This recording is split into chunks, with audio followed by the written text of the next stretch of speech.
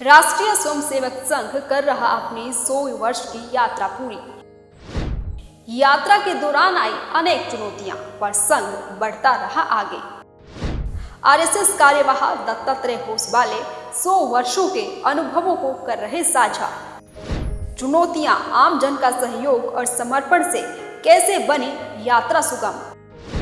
हर एक अनुभव को विचार यात्रा के 100 वर्ष विशेषांक पर उतारा। नमस्कार, स्वागत आप सभी का दैनिक सवेरा पर। मैं हूं आपके साथ पिंकी स्थिमान।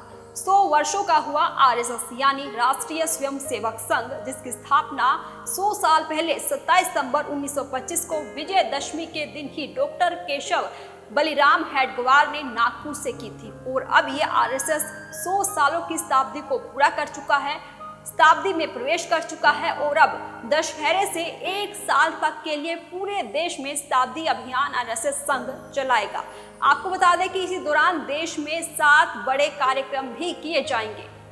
जी हाँ, और आरएसएस जहां अपने 100 सालों के शताब्दी वर्ष पूरे कर चुका है, तो ऐसे में जो है अब आरएसएस संघ के सह कार्यवाह दत्तात्रेय होसबाले का एक लेख भी सामने आया है, जिसमें उन्होंने 100 साल की यात्रा का बखान किया है, जिसका आज लखनऊ में जो है लोकार्पण किया जाएगा। और इस पूरे लेख में उन्होंने 100 साल की यात्रा के दौरान समाज सहयोग, चुनौतियों और कैसे ये यात्रा सुगम बनी है, इन सभी का गहनता से विवरण किया है। आपको बताते हैं, आरएसएस संघ के सह कार्यवाह दत्तात्रेय होसबाले ने विचार यात्रा के 100 वर्ष विशेषांक लिखा है, जिसमें उन्होंने समाज सहयोग से संघ शताब्दी यात्रा कैसे सुगम बनी, इसके बारे में बताया है।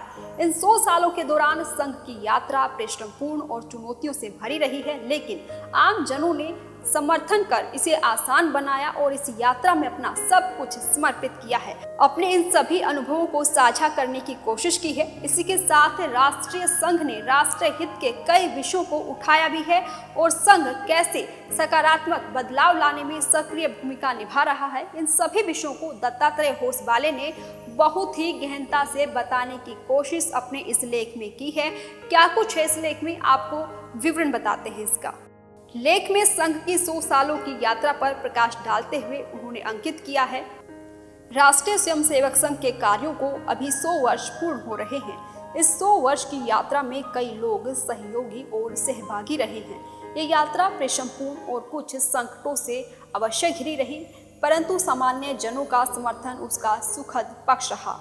आज जब शताब्दी वर्ष में सोचते हैं तो ऐसे कई प्रसंग हैं और लोगों का स्मरण आता है, जिन्होंने इस यात्रा की सफलता के लिए स्वयं सब कुछ समर्पित कर दिया।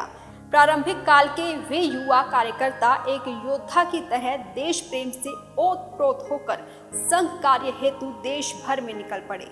अप्पाजी जोशी जैसे गृहस्थ कार्यकर्ता हो या प्रचारक स्वरूप में दादाराव परमार्थ, बाला साहब और भाऊराव देवर्षि बंधु, यादव राम जोशी, एकनाथ रानडे आदि लोग डॉक्टर हेडगेवार जी के सानिध्य में आकर संघ कार्य को राष्ट्रीय सेवा का जीवन व्रत मानकर जीवन पर्यंत चलते रहे। संघ का कार्य लगातार समाज के समर्थन से ही आगे बढ़ता रहा। संघ कार्य सामान्य जन की भावनाओं के अनुरूप होने के कारण शनय शनय इस कार्य की स्वीकार्यता समाज में बढ़ती चली गई। स्वामी विवेकानंद से एक बार उनके विदेश प्रवास में ये पूछा गया है कि आपकी देश में तो अधिकतम लोग अनपढ़ हैं, अंग्रेजी तो जानते ही नहीं हैं, तो आपकी बड़ी बड़ी बातें भारत के लोगों तक कैसे पहुंचेंगी। उन्होंने कहा कि जैसे चींटियों को शक्कर का पता लगाने के लिए अंग्रेजी सीखने की जरूरत नहीं है, वैसे ही मेरे भारत के लोग अपने आध्यात्मिक ज्ञान के चलते किसी भी कोने में चल रहे सात्विक कार्य को तुरंत समझ जाते हैं, वो वहीं चुपचाप पहुंच जाते हैं, इसलिए वे मेरी बात समझ जाएंगे। ये बात सत्य सिद्ध हुई। वैसे ही संघ के इस सात्विक कार्य को धीरे क्यों ना हो, सामान्य जन ने स्वीकार्यता और समर्थन लगातार मिल रहा है। संघ कार्य के प्रारंभ से ही संपर्कित और नए नए सामान्य परिवारों द्वारा संघ कार्यकर्ताओं को आशीर्वाद और आश्रय प्राप्त होता रहा। स्वयंसेवकों के परिवार ही संघ कार्य संचालन के केंद्र रहे। सभी माता भगिनियों के सहयोग से ही संघ कार्य को पूर्णता प्राप्त हुई। दत्तोपंत ठेंगड़ी या यशवंत राव केलकर, बाला साहेब देशपांडे तथा एकनाथ रानडे, दीनदयाल उपाध्याय या दादा साहेब आप्टे जैसे लोगों ने संघ प्रेरणा से समाज जीवन के विविध क्षेत्रों में संगठनों को खड़ा करने में अहम भूमिका निभाई है। ये तभी संगठन वर्तमान समय में व्यापक विस्तार के साथ साथ उन क्षेत्रों में सकारात्मक बदलाव लाने में सक्रिय भूमिका निभा रहा है। समाज की बहनों के मध्य इसी राष्ट्र कार्य हेतु राष्ट्र सेविका समिति के माध्यम से मोसी जी केलकर से लेकर प्रेमिला ताई मेढ़े जैसी मात्र सम्मान हस्तियों की भूमिका इस यात्रा में अत्यंत महत्वपूर्ण रही है।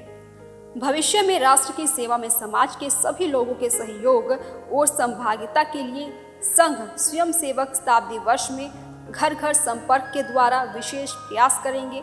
देश भर में बड़े शहरों से लेकर सुदूर गांवों के सभी गांवों तक समाज के सभी वर्गों तक पहुंचने का प्रमुख लक्ष्य रहेगा।